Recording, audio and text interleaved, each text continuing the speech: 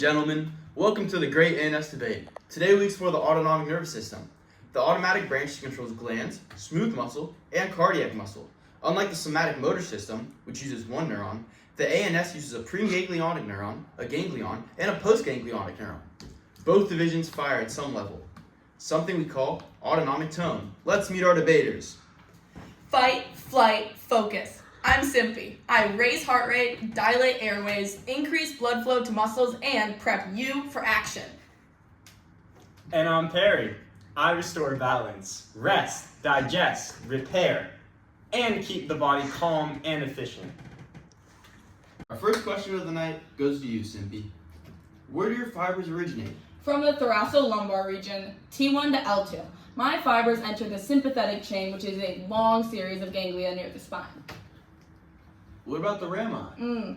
White rami carry my myelinated preganglionics into the chain, while gray rami carry unmyelinated postganglionics out of the chain. I also have a ton of neural divergence, which means one preganglionic neuron can influence many postganglionics, creating widespread effects. And the adrenal medulla. That's basically my ganglion. When stimulated, it releases epinephrine and norepinephrine into the bloodstream. Wow, that's very interesting. All right, your turn, Perry.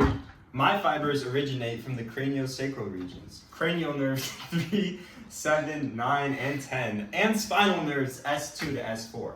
The vagus nerves carries almost 90% of all parasympathetic output. It forms the cardiac, the pulmonary, and esophageal plexuses, then continues as vagal trunks to abdominal organs. My ganglia, called terminal ganglia, are found in or near the target organs, so my postganglionic fibers are extremely short. Slight change in the moderator here. The other moderator unfortunately had a little parasympathetic issue, had to run to the restroom. But now let's talk chemistry. All my neurons release acetylcholine. Interesting. Ch.15? So my preganglionics release acetylcholine, but most of my postganglionics actually release norepinephrine. Got it. And what about receptors? So basically, nicotinic receptors are on all postganglionic neurons for both divisions. Always excitatory, muscarinic receptors are on my target cells and can excite or inhibit. I see. How about you, Ch.15? Well, I use alpha receptors, which are usually excitatory like vasoconstriction, and beta receptors, which can excite or inhibit like Now, give an antagonistic example. Well, I increase heart rate. Okay. I decrease heart rate. Interesting. And what about cooperative? Ch.15? Or Perry? Excuse me, Perry. It's all good. I produce watery saliva. Interesting. And Ch.15? Well, I bring in the mucus component, so together we make full saliva. But some organs only get sympathetic control. Yeah, exactly. Like sweat glands, most blood vessels, and the adrenal medulla. All me. Okay, who controls the AandS from above?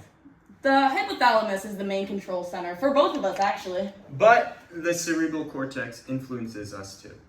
Emotions, fear, memories, and stress can change AandS output. Just wanted to point out some other contributors here. Midbrain and pons for eye movements, bladder control, salivation, and medulla, heart rate, vasomotion, and respiration, and the spinal cord as well for defecation and urination reflexes. Perry, wake up. So who's really more important here? Well, it's me. I protect you during emergencies. She has a point, yeah. Well, I keep your body functioning during everyday life. That's a good.